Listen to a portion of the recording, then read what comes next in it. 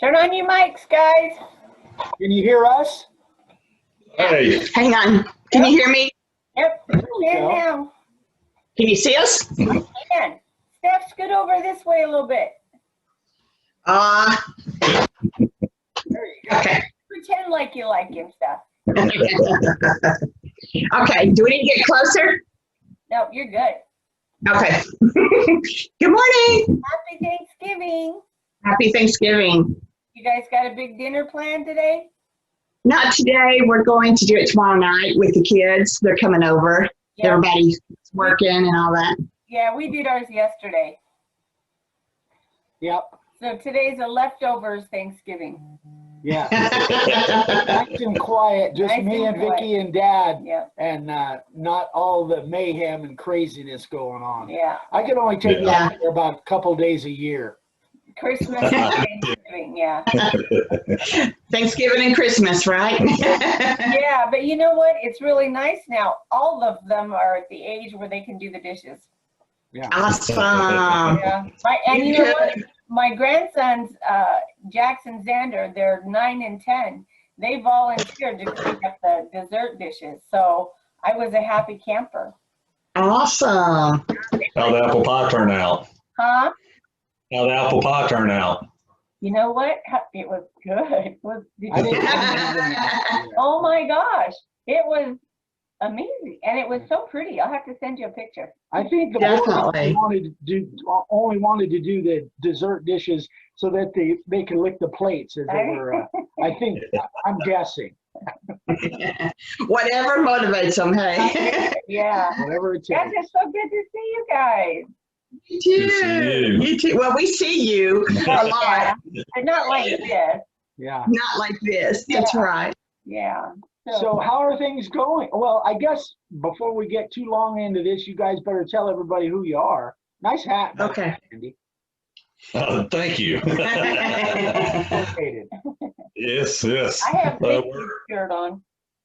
Yeah. Shout The out to what? Sadie. This is Sadie at Awesome Orange. She's got a website and Yeah. Yeah. she's amazing. She's up here. She's part of our woodworking group in Phoenix area up there. Awesome. And it's Awesome Orange. She does amazing stuff. Sweet lady. Okay. We'll have to look it up. So yeah, she's on Instagram and also I think she has a YouTube she has channel. a YouTube Yeah. channand she's on Facebook. But Sadie Mae, yeah, she's awesome. Sadie Mae. Oh, that's cute. Sadie Mae, what's her last? I can't remember. I can't remember. But Sadie. Anyway, so So- tell us about you. All right. Well, I'm Stephanie. And I'm Andy Littleton. We live in Oklahoma. And I don't know, where do you want us to start? Like way Andy, back when? what do you guys do what kind of job do you guys do?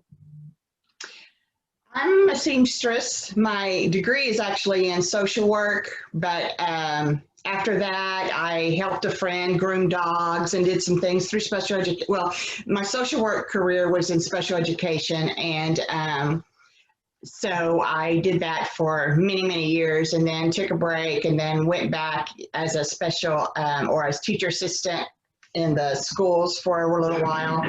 And then I decided to help my neighbor bathe dogs for about on and off for like 10 years. And now I'm sewing and embroidering and just doing making an stuff. awesome job. She's an amazing seamstress. Thank you. And then recently I'm learning to do wood carving by hand. So, you know, just kind of dabbling. We both love to work with our hands and make stuff. It's always been that way. So it's kind of like. You said carving stuff by hand. What like with a hammer and a chisel or? Oh no! I wouldn't have any fingers left after that. No, just a carving knife and a piece of basswood or some kind of soft wood, and just doing, you know, mostly Christmas kinds of things. But I've done a few other things like a little dog and. I don't know. Just trying to see if I have anything handy. Santa's. Oh, hang on. I'll show you something. Oh, wait. No, it's not in here. I moved everything. But anyway, just some odds and ends like that. Andy's uncle, his Uncle Joe was a hand carver. And he made some amazing Santas over his years, and just so that's kind of where we got inspired by that. Andy actually is a better carver than I am by far. He, as far as hand carving, and he, well, any carving actually.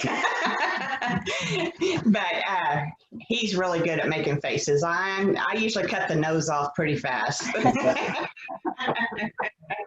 He did a lot of duck decoys and things like that too, Yeah. and just really good carver. Yeah. So, I don't know if you want to know about where we're from originally or anything, but Andy, what do you do? okay, yeah, oh yeah, that's right.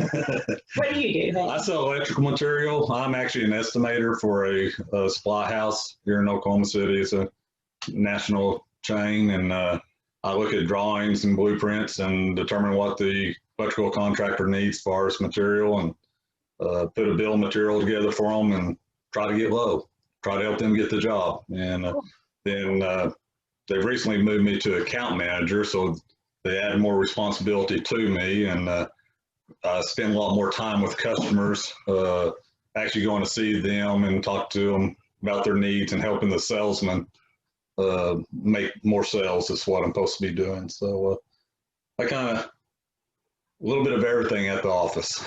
So, And you've been with that company for a long time, right? actually, no, I've been with them 4 years now. Actually, next week will be 4 years, and I've done this for 30 years. Yeah.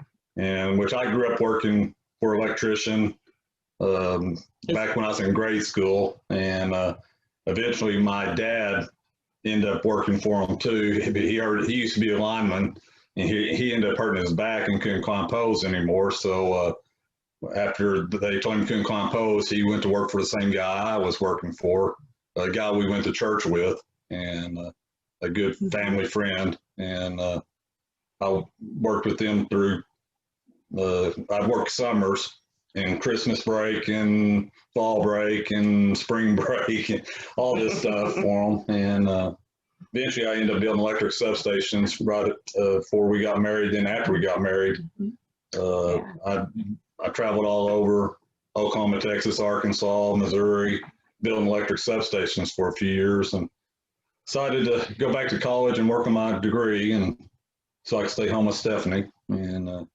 knew if we was going to raise a family, I needed to be home, not traveling the countryside. Right. Yeah. So did that a few years, worked for electric co-op there for a few years. And one day an opportunity came up to go to work for a supply house in my hometown. And so went to work there, and worked there for about 5 years, and ended up moving to Oklahoma City and area. And we actually moved to Edmond, which is north of Oklahoma City.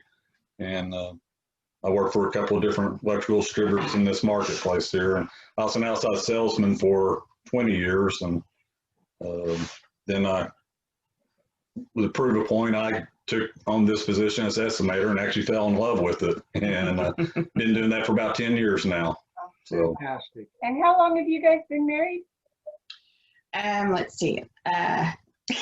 34 years. Good job, Andy. So 34. Yeah, I always like when it gets past like the 5s and 10s, it's like, okay. So, I hear you. I hear you. Yeah, exactly.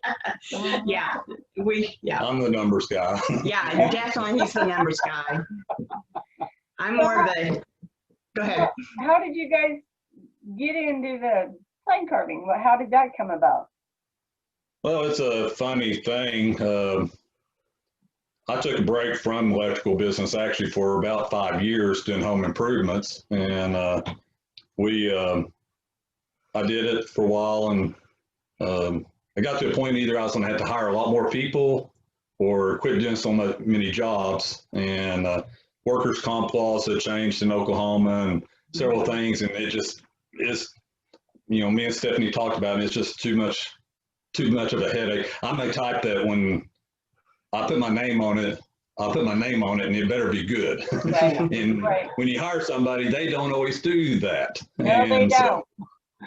so I happened to get a phone call from my office buddy who became branch manager at the supply house I'd worked for, and so I went back to work. But I had between doing that, picked up a job with the guy and started doing, fixing his houses up. He ended up having multiple houses. Oh, yeah, that's right. And so I did that. But anyhow, when I quit doing that, That was a several-year project, fixing his house. it actually was 10 years. Wow. For 10 years. Basically, my 40s, I worked for this guy on every weekend, every holiday. And not only that, doing my regular job and doing this on weekends, then also working at Bass Pro in the evening in the fly shop. So, but anyhow, I finally decided, I'm tired. I want my weekends back and everything. And a buddy of mine that I worked with had started a gun shop up. And we were doing, I was helping him with the woodwork, and he wanted pallet wood walls, and basically his wife would come up with the design and me and him would build it. And so anyhow, one day she just mentioned and said, hey, there's a guy on YouTube that you might really like watching. He does signs using a router. Really? And I'm like, what is it called? The miles, where you have the templates you trace, and you really don't, whatever you call it, you have the little letters inset in there. Miles Craft. Yeah, Miles Craft. That's it. I was like, I don't want to do that. That's not challenging to me or anything. So it went this about a year before, but I always take off between Christmas and New Year's because it's really slow. Yeah. So anyhow, I had told this guy I'm gonna quit doing this stuff. I want my weekends home, do what I want to do for a change. And but I had built some Adirondack chairs and things like that, a porch swing, and I was thinking, maybe that's something I can do here at the house on weekends and stuff like that. So the Christmas break came up, and I was watching YouTube, just looking for chairs and different things like that, woodworking things I could do. And I came across your channel, and I started watching it. So let's say the next, 7-8 days, I think I watched every video you made. Yeah. I mean, I'm one of these types, when I find something, I just research it. And I just keep researching it till I do it. So I watched it, and it was end of January, 1st of February, before I first got a router. And I, just to see if I wanted to do it and everything, I went to Harbor Freight, picked up one of the drill masters. I ordered your bits and your base plate, and got it in, started playing around with it, and just fell in love with it. And it wasn't maybe a month later, I ordered the DeWalt router. Yeah. And started just setting up my garage for this type of stuff, signs and things like that. And so it's kind of how we got into it. But, I've never told Marilyn that. I think she probably figured it out because I made them a couple of signs. Thank her for mentioning you to me. That's crazy. Wow. That is, it's a strange feeling for us to hear those kinds of stories that people kind of, even though we've been doing this, we've been putting these videos out for a long time, it still is odd. I can't even explain it, how odd it is, and such a weird feeling that there's so many people that know who we are. And you guys have been here. We're just a bunch of Okies out here in the middle of the desert that just, literally, yeah. You guys really know because you've been here. But it just is so, it's just It's strange. humbling. It's It humbling. is. And it's just strange. It just is. And the funny thing is, we've been married, next year will be 40 years. And if you had known him even 20 years ago, he was the quietest. He's the one that when there was a crowd, he was the one in the back corner talking to maybe one person, or then just kind of watching people. He's a people watcher. And now you see him, he's a totally different person. So that to me is that's where the really odd, not odd, but almost proud feeling comes in. I don't know. I'll blame it on her. She's the one that made me. Yeah, because I don't have any problem talking to anybody. So her and my What dad. are you guys doing? My dad, I've taken on a lot of, and you guys, you can probably see that when you were here, taking on a lot of his kind of mannerisms and his philosophy and that kind of thing. So, yeah. But anyway, so I wanted to ask you guys have a different perspective, because you've actually been here. You came to our class, Mhm. I don't know, was that October of That was not 19. 2018, Yes, I think- maybe? Last year. Has it Yeah. been over a Was year? it last year? Yes, Last year, 2019. Yeah, because it was, No, couldn't have been 2019. what? It was before the, Oh, was it 2019? yeah. Oh. It was, remember them, because we planned the Yeah. spring one and it got canceled because of COVID. Yeah, it was before the whole COVID thing. Right? Yeah, but the COVID thing Yeah, started. it's actually a year ago this last. Yeah, it was a year ago. That's right. Yeah. It's been a year.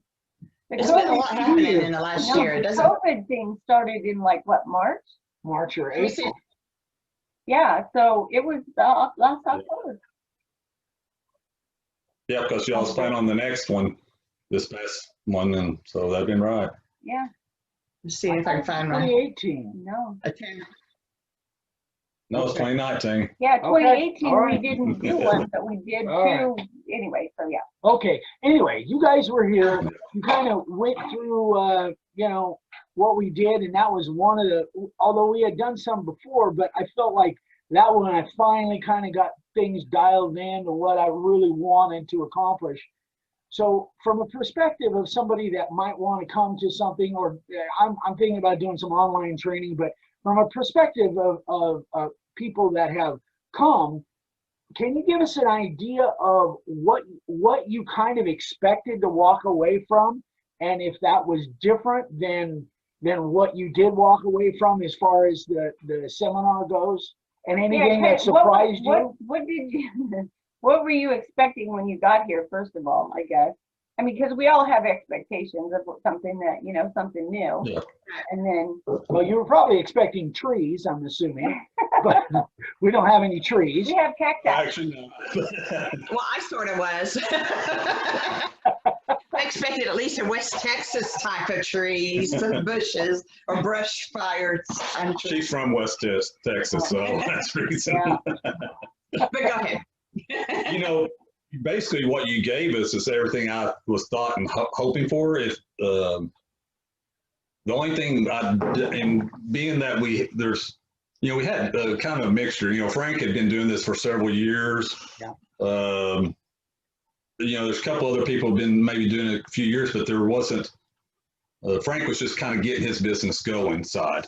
Yeah. And, the only thing that I would love to do is meet with other carvers that's been doing it. And let's talk about ideals, how we're getting out in the marketplace, things of that nature. But as far as what I went there to get, y'all did.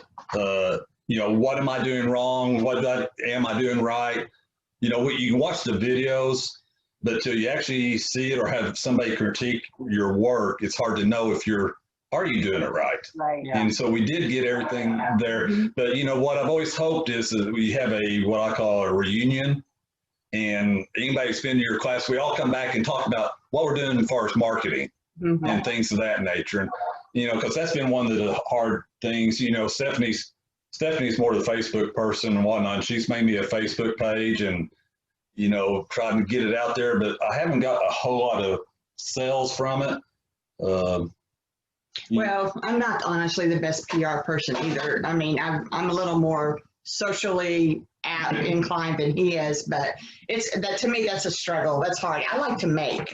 I like to do the work, and so it is harder to make that happen. But Yeah. Go ahead anyway. Basically what I've done so far is basically word of mouth. People I work with, people that knows me.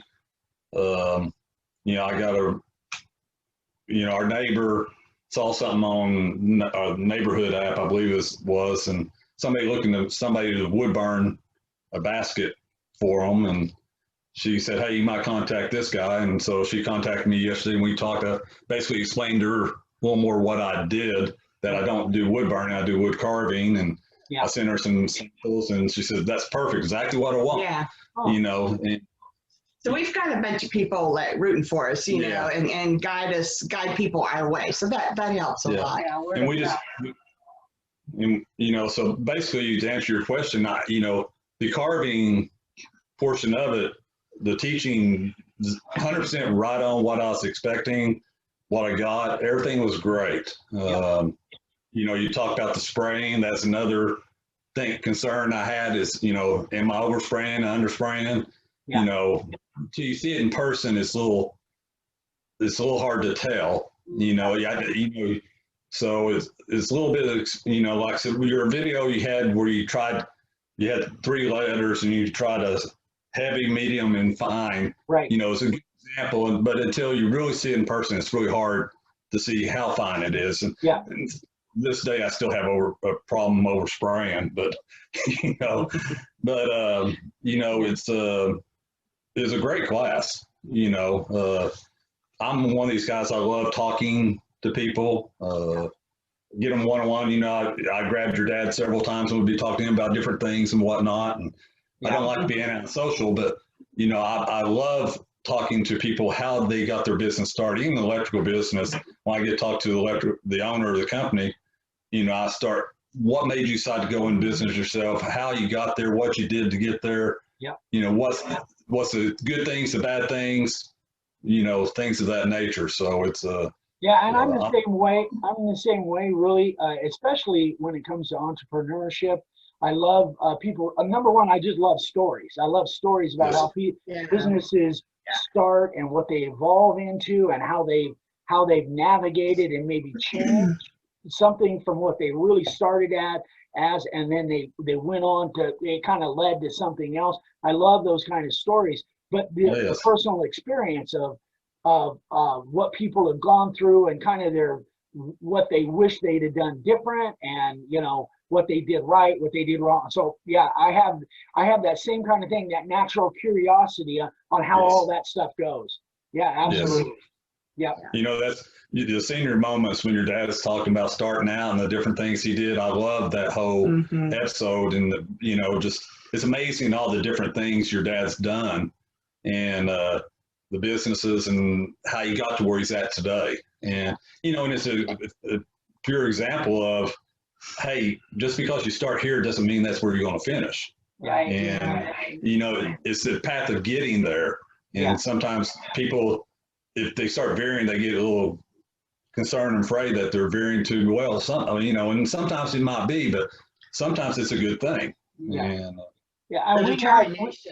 I'm sorry, Steph, go ahead. I want to say, through his stories and y'all's too, the determination just to keep on going and just keep doing what you're doing and then branch out. Sorry, guys. Hello. Yeah. And the thing that, that is tough to go through when you're going through it is when something happens, and we've had probably, I don't know, over the last 50 years, we've probably had 8 or 10 times where something has happened that seemed like it was a disaster at the time. It seemed like it was catastrophic, that there's no way we're going to, but it forced us to kind of look at it from a different perspective and say, and kind of back off and say, okay, this happened. How can we adjust? What can we do differently? And then that every time that we've done that, it's led to something better. It's led to something that we hadn't foreseen, but we had to make the adjustment because of this catastrophic thing, and it's actually led to something better. So many different times that has happened, and so you really sometimes you have to be in there and involved in it, but sometimes you have to back away and look at it from a larger perspective of what really is my choices here. I could go this way or whatever, and they'll just try to make your best. I think when stuff like that happens, a lot of people tend to get discouraged, and they're just going to say, this isn't going to work. This isn't for me. Yeah. Rather than doing, like you said, stepping back and looking at the big picture. I think so many people, and I think too, I guess because I would have said, forget it, I'm done. But being around him and his dad for so many years, I have learned from their perspective, which is always big thinkers. I've learned to think that way. But a lot of people, where they come from is a mom and dad that work, they work an 8-hour job, they come home, they live life. And this is not an 8-hour job. This is pretty much a 24/7 job. 24/7. But you gotta be, you gotta be willing to put in the time and the money and the work and stuff. So I want to ask real quick, Steph, what was your perspective of when you were here? I mean, I had said that I was going to do some training. Did you have any kind of expectations or? Well, honestly, I just went to have fun and then just to meet you guys and just kind of be there. And then, you know, you said that you were going to provide some resin fun for us. And so I was just looking forward to it. But I came out with just some skill and just some encouragement about, you know, other things I could do. You know, I'm always looking for another way to create something, you know, and I feel like that I definitely came back with way more than what I went in expecting just because of that. But also, too, just the experience of being around you guys, the positivity and the just the open-mindedness of how you approach things, and you know, and just, you know, people think differently, and having someone that just approaches things from different than what my mind approaches things. I mean, I felt like I gained a lot that way as well. And you went home and started making all kinds of ornaments. I know you sent me, I've got it on my fridge, a magnet with the thread in it, which really came in handy because I have somebody ordered one of my resin letters, and his wife is a quilter. So he's like, oh, this is cool. So he's going to Hobby Lobby to get a bunch of quilting stuff. And I'm thinking, that thread, I could put that thread in there. So, you know, I learned from you too. Oh, well, cool. Yeah, Andy would tell you that I came home and started resining everything. Will that fit? Can I make that work? So, yeah, I haven't been doing it as much just because I've been on my sewing stuff, but I still have things I want to do and things. My daughter, my youngest daughter, does resins. I think we told you she does animal bones and creations, jewelry, and things like that. Yeah, she has a totally different way that she approaches her craft, but we're going to do some things together, and I don't know what it's going to be, but we're going to work on some things like that together. Isn't that cool? I mean, you know, we've always worked together as a family, but now my grandkids, they love it. They love to get in there with the resin, and you know, it's awesome. As long as you take the safety precautions.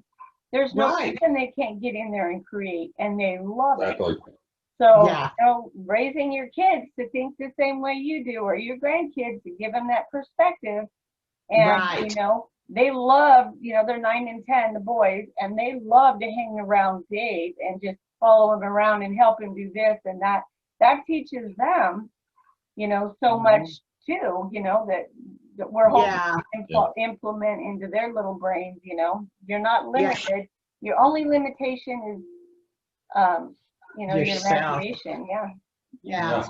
Well, and that's a good point, because one of the things that Andy and I have always held in high regard is that, you know, one, like I said, we like to work with our hands and create stuff and do whatever we can ourselves, if possible, you know, as much as possible, but kind of like leaving sort of a skill legacy, you know, to our kids. And we know we can do certain things and they see it, you know. Not all of our children like to do those kinds of things, but still, you know, to be able to say, okay, we can do this. You can make this happen. And don't be scared to try it. So. Yeah, don't be afraid. Yeah, it's funny because I had no interest all my life in doing anything. That was like, that's his thing. But my sister and I were talking about that. My mother started painting. She did some really nice paintings, but she was like 50, 55 before she started. I was 50, in between 50 and 55 before I even started thinking about it. My sister, she's 60, and now she's, you know, she's really getting into the acrylic paints and resin and stuff. That's awesome. You know, so I think it's because we slow down and we, you know, kind of mellow out, and then it's like the creative juices.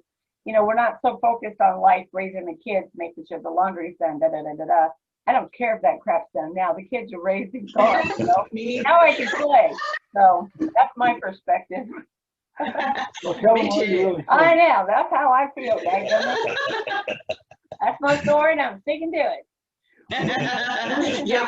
He has to go to the hamper to get his clothes. So sorry. It's a real deal here. They are clean, at least. So. I love doing the machine part, but they go to the pocket. I think one of the things that I really liked about the face-to-face, when we get together face-to-face and carving, was not just the skills and stuff, but the interactions, like you and Frank and Bert and, you know, and then, Oh, yeah. yeah, just the interactions from the ladies and the guys, and then all of us kind of sitting around and eating together and just, you know, it's just so cool. It's just so special. It is. Because we all have this thing in common, and it just, I think, you know, you guys will remember the people that you were at your class with, and you guys can instant message them or whatever. It just creates that kind of, I don't know, bond, that synergy. That family bond. It's the only way I can take it. It's a family bond. It's a connection, you know, we made that connection, human to human, you know, and felt like, you know, we'll always have some link, you know, to those people. And yeah, I agree. Yep. Awesome. Well, I talk to Frank probably every other week. Me and him, it's funny, we'll start out texting, and the next thing you know, we'll call each other. Last night or the night before, a couple nights ago. we're on the phone for probably 30, 40 minutes talking about different things on projects and stuff. And, you know, we'll knock ideas off each other and things like that. And, you know, which that's been, it's, you know, we had the freehand carving for newbies was a website. Then we started, you know, the Make-A-Wood Sign Minions. But both of them sites, it just has amazed me, Facebook groups, just how helpful everybody's been. Yeah. You know, and that it's just, it's a community. You know, and it's, you know, I mean, I give you all credit for starting it. You know, you might not actually put the site on Facebook, but you started the practice of what we're doing. And you know, so much of the time I'll see crafters, should I say, or people are doing things, they won't tell their trades because they're afraid somebody's gonna go home and try to do it themselves. Yeah, they're afraid of competition, where Eric has always said competition builds business. I mean, you know, everybody's trying to get better and do better, and then they start getting creative and doing different things. And I get ideas constantly from all these Facebook groups. I don't spend a lot of time in there, but when I do, I'm constantly amazed at the talents. And there's just so many super talented people that it gives me ideas how I can kind of up my game. And I think that is really cool, because when it comes down to it, we're all just trying to make a great product. Some of us are just doing it for fun and not necessarily selling. Some of us are wanting to sell the stuff. And so, but we all have that, you know, that common interest in just trying to make something really cool, you know. And some of us have, you know, in fact, the Zoom that we'll post tomorrow is Clark Ward. You guys will be on the following Friday. Oh yeah, it's going to be almost your birthday when people see this, right? Oh yeah. When is a week from tomorrow is when we're going to post. Oh, that's right. Yeah, my birthday's a week from Saturday. Happy birthday! Happy birthday! Thank you, thank you. What's funny is Clark Ward has such an artistic ability, and there's several people. You know, that's a God-given thing. He can just take off and draw stuff, and I'm just so envious of that kind of talent. But we all have our things that we can do and we can't do, but there's ways to get around it if you don't have that natural innate God-given artistic ability. But if you do, man, then you could really do some outlandish stuff. But some of us have it, some of us don't. Yeah. Okay, so okay, go ahead. So we're trying to, so many things in my head. So we kind of end the Zoom with this on all the Zooms. For somebody that might be looking into it, or into sign carving, or looking for, you know, encouragement, or, you know, do I want to do this? Do I not want to do this? What would you guys tell them if somebody came up and said, I'm thinking about it, I've watched a couple of videos, what do you think? To get started, the videos you recently came out with, the 7 video series. Yeah. I wish coming up now on 3 years ago, you had it out then. It saved me a bunch of time. So, like I said, I spent many hours watching your videos, like a bunch. And it was very interesting, though, to see your progression of how you adapted. You made changes. You'd see things. And, you know, that's a good example, you know, of making changes, you know, adapting to new techniques. But the 7 steps is very much so, you know, if you're concerned about spending too much money, the Harbor Freight Drill Master is a good one to start. I don't recommend it long term, but get y'all's base plate, y'all's bit, at least the profile bit to start out with. Maybe the 60 degree, but get a couple bits. Don't run down to your local woodcraft store or Home Depot, somewhere like that, and try to grab a bit up there and try doing it. You're going to give up real quickly. And, you're not going to be happy. So, you know, get the right bits and try it. If you get going aside, it's not something you want to do, I promise you get on the Facebook group and say, hey, I got XYZ. It's a little bit used. I'm not interested. I guarantee you one of us is going to buy it. Yeah, that's a really good point. Nobody's mentioned that before, but that is a very good point.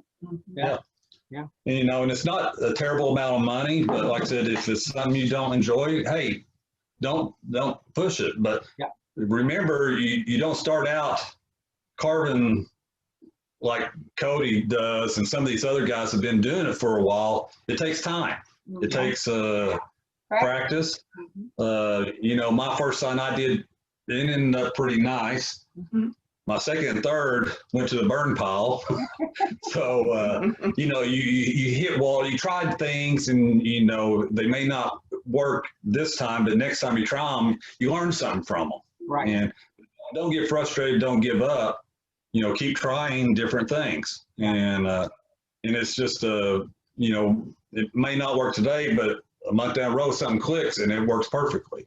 But mainly watch them 7 videos and get y'all's bits and the base plate and pick up a inexpensive router. Even if you go with the DeWalt, I promise you, one of us will buy that DeWalt router. Go ahead and buy it. And then sell it to me at 50% of what you paid for it. And because I'm not a router carver, I don't have the specifics, but what I would say, just as being a little bit timid in times of trying new things, or, you know, maybe not always having the confidence, I'd say try it, go for it, you know, just give it a whirl, see what happens. Yeah. Let You me never know. ask you this, Steph, kind of from a moral support side of it. You know, you have the perspective of encouragement or discouragement. So what would you say to somebody that's trying it out and their spouse is kind of out of the picture, but he would like, or she would like a spouse or somebody on the inside? You know what I'm saying? What would you tell the person of support? Does that make sense? How do you support? You mean how to go about supporting that person on the That's the other side? you said it easy. I tried to make it difficult. Okay. Well, I would just, like, if you say, like, if Andy's supporting me, say in my craft or something like that. Okay, just making sure. What I would need is just that encouragement to do, and that time allotted to do those things. Those are important. You can't, I mean, in the stage that we're in, you know, our kids are grown, they're out of the house, we have grandkids, but we don't have a household that we have to run as tightly as we did. So we both have more time to practice and plan and do that. But yeah, Andy particularly has been a great support. He, I mean, we both understand each other's need to be out there doing that. So, and if you don't have a person who can support you like that, then by all means, get on the Facebook groups, find a group, find something that, you know, will encourage you to keep on doing it. Yeah, and I think having an honest, constructive criticism, you know, not, oh, that looks like crap, you know, but, you know, and So you can do the changes. Yeah, he'll always say, well, it's nice, but maybe we could do this, or maybe we could do Oh, definitely. So Yeah. I have positive constructive criticism and honest, because I mean, you don't want to say, oh, that looks amazing when maybe it doesn't quite, and then you take it out and try to sell it or give it to somebody and they're like, eh. Yeah. Because that's discouraging. It is. Well, just the other day, I had a project come in, and Andy encouraged me to go a little bit further, like with the pillows that I was working on. I was going to, I had to redo something. And so he encouraged me to go ahead and redo it and make it look the best that you can instead of sending it out. Mm-hmm.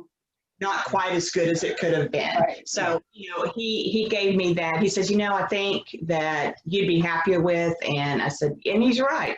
I would not have been happy sending that out, or, you know, I would eventually had redone it anyway, but at least I got to it faster and got it done. Right. The thing is, this is something that somebody added, and she had already finished one pillow, and they said, hey, I want you to add this onto it. Oh. And she was like, well, I've already finished this one. You sure you want that added? And she goes, well, just add it to that one. And so it's like there was two the same, and one got added and one did it, a little extra something. And so it's like, and they were going to the same family, same kids, you know, siblings. So, two siblings, I guess it's what. So anyway, so I did the right thing, you know, but with encouragement from him, but not in an ugly way. He just said, you know, I think you'd be happier if you went ahead and took that one apart and fixed it, or, you know, redid it. So make them both the same. Make them both the same. And it was right. And he did. And she wasn't happy with me at the moment. No, it's not.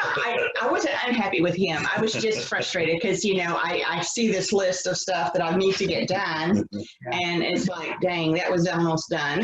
But I feel much better about it. She loved it. The person was excited about the little piece added on there, so it was worth it. Well, it was way worth it. I think there's another lesson in there too, is when this person ordered this and they knew they added something more to it, and if you had only done one of them, they would have been fine with that. But knowing that you already had one of them and you did extra and you went back, that's public relations. That's PR that you can't get any other way. You can't pay enough money to get that kind of feeling from your customer saying, you know, Steph really went above and beyond, more than I really asked her to do. That is huge. I mean, that's true. That's one of the things that I kind of discovered over the last 10 years is that problems, and that's the way we look at problems now. Whenever there's an issue or a problem, that's really an opportunity. That's an opportunity for us to show what customer support above and beyond is really about. So I look at issues as opportunities, and a great way to say, for that customer to say, you know what, they didn't have to do that because I'm the one that screwed up, but look what they did, you know, going above and beyond. And they'll be back. Yeah. They will be back. They will tell their friends. You know, that's your word of mouth PR right there. Yep. So that's we're true. running in 45 minutes. I know, we're just yapping away. Yapping I away. know. All right, you guys, we are going to let you guys move on with your Thanksgiving. I know you've got probably a lot of stuff to prep for tomorrow. Cleaning. I'm going to finish my Christmas giveaway. So. Oh yeah, we got I've got to get a hold of Darren. I haven't. We've done layout on my Christmas giveaway, but we've been so busy with this Christmas sign that we're doing to give away. My exchange one, we've just done layout on. I haven't even started carving on it yet. I gotta. Yeah, I know what you mean. I got to get on. Well, it's great talking to you guys. It was good talking to you too. As always, we hope you guys. We hope we can get back to Oklahoma one of these days and just hang out with you guys. That would be fun. I love that. Yeah, I do. We got plenty of room, so. Well, good to know. Well, okay. We'll see you guys the week after Christmas. Okay, that sounds good. Sounds great. All right. Bye. Bye, guys. Happy Thank you. Thanksgiving. Happy Thanksgiving. Bye. Thank you. You too. Bye.